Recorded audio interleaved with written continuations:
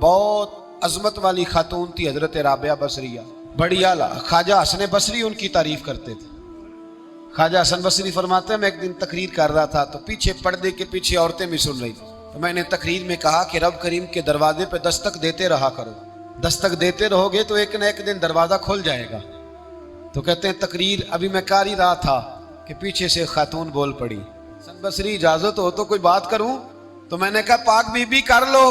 کہنے لگی کیا درس دے رہے ہو کہ اللہ کے دروازے پہ دستک دو کبھی نہ کبھی کھول ہی جائے گا؟ کہا ہاں۔ کہنے لگی مجھے تعجب ہوا ہے تیری بات سن کے۔ آپ کو کیوں تعجب ہوا؟ کہنے لگی وہ خاتون معرفت الہی کے اس مقام پہ تھی۔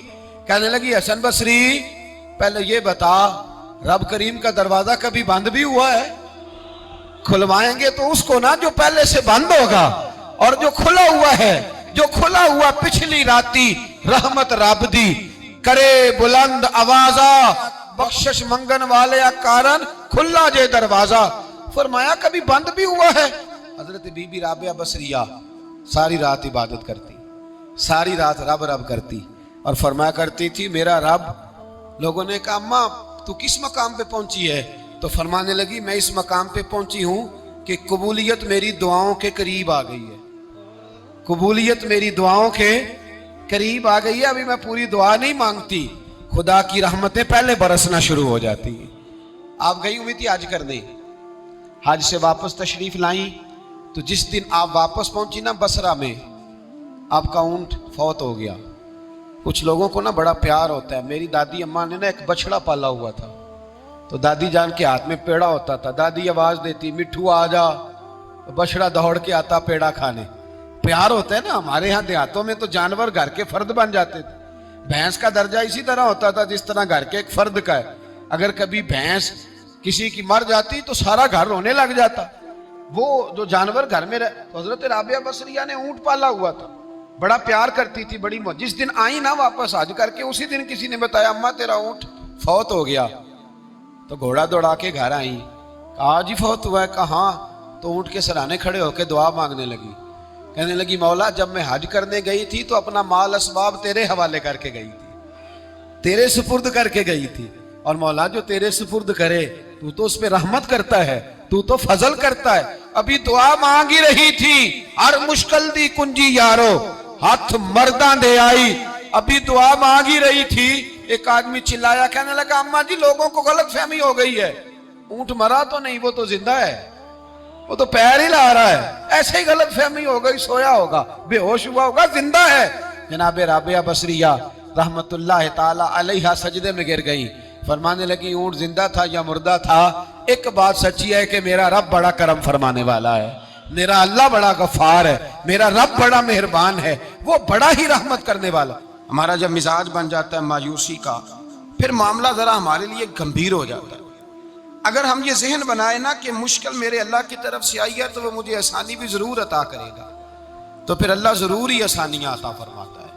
اور جو مشکلات زندگی میں آتی ہیں نا، حضرت مولا علی شیر خدا رضی اللہ تعالیٰ عنہ کا بڑا خوبصورت فرمان ہے۔ حضرت علی فرماتے ہیں جب تجھے مشکل آتی ہے تو وہ تجھے رب کا پتہ بتانے آتی ہے، وہ تجھے اللہ کا پتہ بتاتی ہے۔ اس لیے کہ جب تو سارے اسباب کر لیتا ہے، جو ضرورت ہوتی ہے پوری کرتا ہے، تندرست ہو کے وہ کام کرتا ہے، پھر بھی کام نہیں ہوتا، تو اس کا مطلب ہے کرنے والا تو نہیں، کرنے والا کوئی اور ہے جو کام کرنے والا، کوئی اور ہے۔ تو عزیز بھائی یاد رکھیں، ہر مشکل کے ساتھ اللہ نے آسانی رکھی ہوتی ہے۔ اگر اللہ تبارک و تعالیٰ بیماری عطا کرے تو اس کے ساتھ اللہ پھر جو تندرستی دیتا ہے وہ بھی بڑی اعلیٰ ہی عطا فرماتا ہے۔ اگر اللہ کبھی غربت دے تو پھر اس کے بعد جو اللہ تعالیٰ آسانی دیتا ہے وہ بھی بڑی اعلیٰ ہی عطا فرماتا ہے۔ اگر کہیں سے آپ کو دکھ ملتے ہیں تو پھر جب سکھوں کا وقت آتا ہے تو پھر گنے نہیں جاتے۔ یاد رکھیں مشکلات کے پہلو میں آسانیاں ہوتی ہیں، اور جس آدمی کو مشکل آتی نہیں، میرے نبی کریم سید عالم صلی اللہ علیہ وسلم نے فرمایا مومن کو جو مشکل بھی آتی ہے اللہ اس کی برکت سے اس کے گناہوں کو معاف فرما دیتا ہے، اللہ اس کی برکت سے اس کے گناہوں کو معاف کرتا ہے۔ یہاں تک کہ حضور نے فرمایا میرے مومن کو کانٹا بھی چبھے تو اللہ تعالیٰ اس کی مشکل کو آسان فرما دیتا ہے۔ عقل مند لوگ عقل والے ہوتے ہیں، سیانے بندے وہ بات کرتے ہیں تو سیانی کر جاتے ہیں، اب قرآن مجید میں مختلف آیات ہیں تو مختلف لوگ مختلف آیات کو پڑھتے ہیں. کسی نے مولا علی شیر خدا سے پوچھا حضرت قرآن پاک کی سب سے اعلیٰ آیت کون سی ہے؟ سب سے قرآن مجید میں ہر لفظ ہی اعلیٰ ہے، ہر حرف ہی، ہر لفظ ہی. کیا بات ہے، ذالک الکتاب لا ریب فیہ، ہر بات اعلیٰ.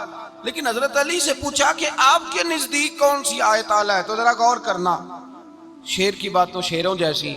مولا علی فرمانے لگے قرآن مجید میں اللہ فرماتا ہے وما اصابکم من مصیبت فبما کسبت ایدیکم، فرمایا تمہیں دنیا میں جو بھی مصیبت آتی ہے تمہارے ہاتھوں کے کرتوتوں کی وجہ سے آتی ہے. وَيَعْفُو عَنْ کثیر، بہت ساری تمہیں معاف کر دیتا ہوں. تو حضرت علی کہنے لگے یہ سب سے اعلیٰ آیت ہے میری نظر میں.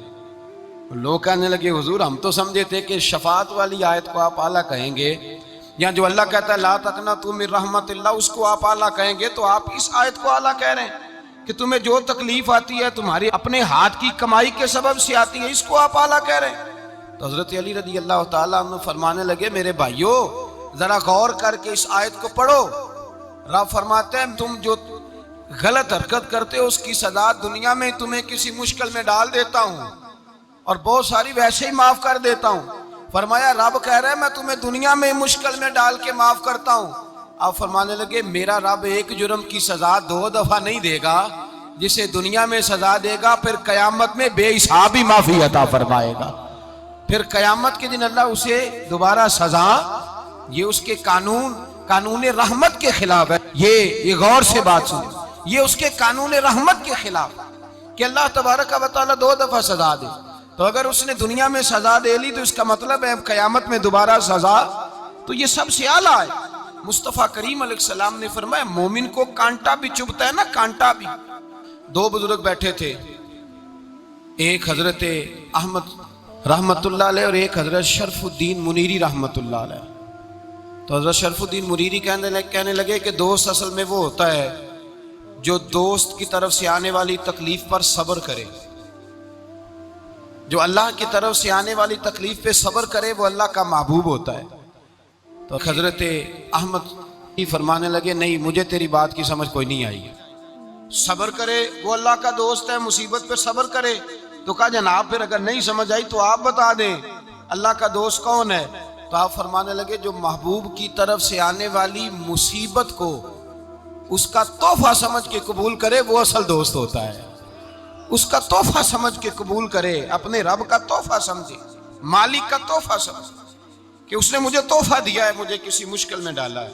تو رب کریم بلا مثال و بلا تشبیہ سمجھانے کے لیے اللہ جب کسی کو مشکل میں ڈالتا ہے، کافروں کو تو اس نے موجیں کرائی ہوئی ہیں، بڑی بڑی سہولتیں دی ہوئی ہیں، مشکل میں ڈب بھی ڈالتا ہے اپنے نیک بندوں کو ہی ڈالتا ہے. نمرود اور فرعون کے پیروں میں کانٹا بھی نہیں چبھتا، ان کو تکلیف نہیں آتی. تکلیف کسے آتی تھی؟ اللہ کے نیک بندوں کو تکلیف آتی تھی. حضرت رابعہ بصریہ جب تک زندہ رہی تب تک بیمار رہی.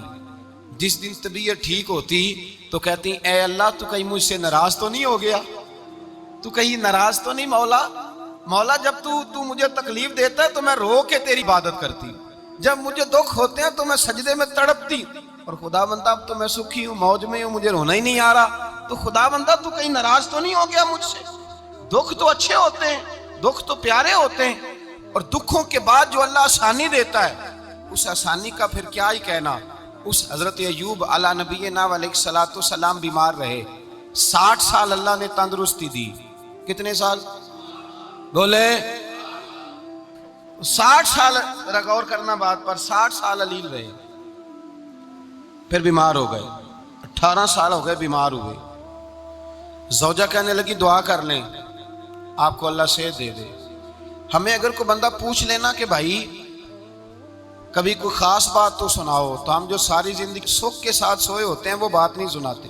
وہ جو ایک رات درد سے نیند نہیں آتی اس رات کا قصہ سناتے ہیں، کہتے ہیں وہ میرے الٹے دانت میں درد تھا تو میں ساری رات سو نہیں سکا. او بھائی جو ساری زندگی سویا ہے اس کا تو ذکر نہیں کر رہا، اور ایک رات جو تجھے نیند نہیں آ رہی. کسی سے پوچھا جائے، ڈاکٹر کہتے ہیں 360 ہڈیاں ہوتی ہیں وجود میں، کسی سے پوچھا جائے نا تیرا کیا حال ہے تو 359 ہڈیوں کا ذکر نہیں کرتا، جس گھٹنے میں درد ہے اس کا ذکر کرتا ہے. کہتا ہے یہ گھٹنے میں بڑی درد ہے. او بھائی باقی 359 ٹھیک ہے نا، ان کی بھی تو کوئی بات سنانا. حضرت رابعہ بصریہ رحمۃ اللہ علیہا کے پڑوس میں ایک نوجوان رہتا تھا، آپ کے پڑوس میں. تو وہ جب جو محلے میں بچے رہتے ہیں نا گاؤں میں، ان کا پتہ ہوتا ہے، پڑوسی تھا تو 34-35 سال نوجوان کی عمر ہو گئی، کبھی بیمار نہیں ہوا. ایک دن اس کی طبیعت علیل ہوئی، سر میں درد ہوا تو اس نے پٹی باندھ لی سرخ رنگ کی. باہر نکل کے آیا، حضرت رابعہ بصریہ علیہ رحمہ نے دیکھا تو فرمانے لگے بیٹے خیر ہے؟ لگا جی اماں جی سر میں بڑی درد ہے. آپ فرمانے لگے کتنی عمر ہو گئی؟ کہنے لگا 34-35 سال. فرمانے لگے پہلے تو کبھی درد نہیں نہ ہوئی؟ کہا نہیں اماں جی آج ہی ہوئی ہے. تو آپ فرمانے لگے 34 سال اللہ نے صحت دی ہے، تو نے شکر کی ایک پٹی بھی نہیں باندھی، اور آج درد ہوئی ہے تو شکوے کی پٹی تو نے فوراً ہی باندھ لی ہے. کوئی شکر کی پٹی بھی باندھنی چاہیے. حضرت ایوب 18 سال بیمار رہے. زوجہ کہنے لگی دعا کر لو، تو آپ فرمانے لگے بی بی سے کہ صحت کتنی دیر رہی؟ اس نے کہا 60 سال. تو آپ فرمانے لگے ذرا بیماری کو بھی 60 سال گزر لینے دو، پھر دعا بھی کر لیں گے. یہ دعا کی، اللہ یہ لفظ کہے اللہ نے صحت دے دی، تندرستی آ گئی. ایک دن گھر میں بیٹھے بیٹھے زوجہ کہنے لگی کہ ایوب یہ بتاؤ دکھ اچھے کہ سکھ؟ آپ فرمانے لگے سارے دن ہی اللہ کے ہیں پر دکھ بڑے اچھے تھے. مجھ سے پوچھو تو دکھ بڑے اچھے تھے. کہا کس طرح؟ تو حضرت ایوب فرمانے لگے جب میں بیمار تھا تو 24 گھنٹے میں ایک دفعہ میرا رب میرا حال پوچھا کرتا تھا. ایک دفعہ میرا اللہ پوچھتا تھا ایوب تیرا حال کیا ہے؟ فرماتے ہیں 12 گھنٹے تو لذت ہی رہتی تھی کہ میرے رب نے میرا حال پوچھ لیا، اور اگلے 12 گھنٹے میں انتظار کرتا تھا مالک حال دوبارہ کب پوچھے گا. فرمانے لگے اب صحت تو ہو گئی ہے پر اب میرا رب میرا حال تو نہیں نہ پوچھتا. بھائی مشکلات جو ہوتی ہیں وہ تو تجھے سجا دیتی ہیں، سوار دیتی ہیں. تجھے یاد آتا ہے کوئی اپنا، جب تجھے درد ہوتی ہے نا، تکلیف ہوتی ہے، پھر تیرا دل کرتا ہے کوئی کندھا ملے جہاں میں سر رکھ کے رہوں. پھر اسی لیے تو کسی درویش سے کسی نے پوچھا تھا اپنا کون ہوتا ہے؟ تو کہا جو تجھے دکھ کے وقت یاد آئے وہ تیرا اپنا ہے. جو تجھے عین آزمائش کے وقت یاد آئے اور تجھے اس کا نمبر فوراً تیرے موبائل پہ چلنے لگے وہ تیرا اپنا سجن ہے، جس کو تو دکھ کے وقت یاد کرے. تو بھائی مشکلات کے بعد جو اللہ آسانی دیتا ہے. حضرت ابراہیم کو آگ میں بھی پھینکا گیا، حضرت ابراہیم علیہ السلام کو ستایا بھی گیا، نکالا بھی گیا، لیکن جب ان مشکلات سے گزرے تو میرا رب فرماتا ہے وَإِذِ ابْتَلَىٰ إِبْرَاهِيمَ رَبُّهُ بِكَلِمَاتٍ فَأَتَمَّهُنَّ قَالَ إِنِّي جَاعِلُكَ لِلنَّاسِ إِمَامًا. کہا جب ابراہیم پورے اترے تو پھر ہم نے انہیں امام بنا دیا. یا اللہ کس طرح کی امامت دی؟ فرمایا میں نے اتنی اعلیٰ شان عطا کی ہے کہ اپنے لاڈلے رسول کو جناب ابراہیم کی نسل میں پیدا فرما دیا ہے. میں نے مصطفیٰ کو ان کی نسل میں پیدا کر دیا، قیامت تک کے لیے ان کا وقار بڑھا دیا. اللہم صلی علی محمد وعلی آل محمد کما صلیت علی ابراہیم وعلی آل ابراہیم. ان کی عظمت بڑھا دی، اس لیے کہ جب وہ آزمائش سے گزر کر کے آئے پھر جو آسانی دی. میرے نبی پاک صلی اللہ علیہ وسلم نے دین ابراہیمی کی بہت ساری چیزوں کو رکھا، کہا میں ملت ابراہیمی پہ ہوں. جب کوئی مشکلات کو عبور کر کے آتا ہے، جب کوئی تکلیفیں سہ کر کے آتا ہے، اس کے لیے جو اجر ہوتا ہے، اس کے لیے جو پھر اللہ کتنی ذرا بڑی توجہ کیجئے گا. لوگ سمجھتے ہیں فلاں آدمی مشکل میں ہے تو شاید مشکل میں ہی رہے گا، فلاں آزمائش میں ہے تو شاید آج. میرا اللہ فرماتا ہے ایک مشکل دے کے میں 2 آسانیاں بھی دوں گا. تم مشکل دیکھ رہے ہو، مشکل نہ دیکھو، وہ جو اس کو بعد میں آسانی آنے والی ہے، اور ڈبل جو میں اس پر نعمت کرنے والا ہوں اس کو دیکھو. حضرت یوسف کو بھائیوں نے کنویں میں ڈال دیا تھا، اور جب کنویں سے نکلے تو مصر کے بازاروں میں بکے، اور پھر زلیخا نے الزام لگایا تو حالات بگڑ گئے. حضرت یوسف کو جیل جانا پڑا. کتنی کٹھن زندگی تھی، لیکن میرے مالک کو کچھ اور ہی منظور تھا. کنویں میں گرنے والے، بازار میں بکنے والے، جیل میں جانے والے، الزام لینے والے جناب یوسف کو رب کریم نے اسی مصر کا بادشاہ بنا دیا. اللہ پاک نے اسی مصر کا حکمران بنا دیا. یاری تیری سونا ہے پر ازمیشاں تیریاں اگ. اے سونا پرکھیا جاوند آئی پہلو نال اگاں دے لگ. اس کے لیے تھوڑا سا جتن کرنا پڑتا، تھوڑے کٹھن حالات سے گزرنا پڑتا، تھوڑی آزمائشوں کا روپ دیکھنا پڑتا. ہم چاہتے ہیں کہ ہمیں چھیڑے کوئی نہ کوئی تکلیف نہ آئے، کوئی آزمائش. یہ ہو نہیں سکتا میرے بھائی. نامی کوئی بغیر مشقت نہیں ہوا. 100 بار جب عقیق کٹا تب جا کر نگی ہوا. ہم چاہتے ہیں کہ ہمیں کچھ بھی دقت نہ آئے، مشکلات نہ آئے. اور مشکلات تو انسان کو سنوارتی ہیں.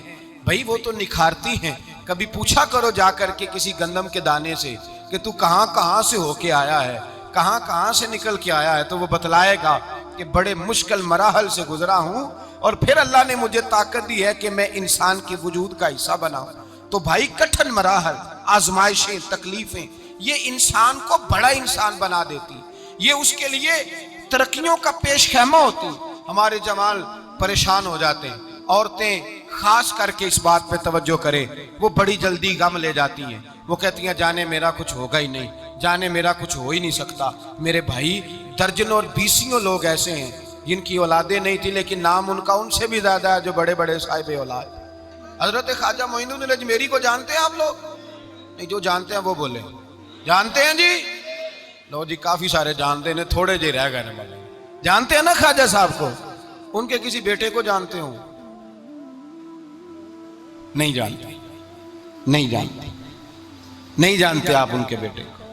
हजरत ख्वाजा मोइनुद्दीन अजमेरी रहमतुल्लाह ताला अलैह के बेटे को नहीं जानते, लेकिन वैसे आप हिंदुस्तान में किसी आदमी को छेड़ के देखें, वो कहेगा मैं ख्वाजा साहब का रवानी बेटा हूं, मैं औलाद।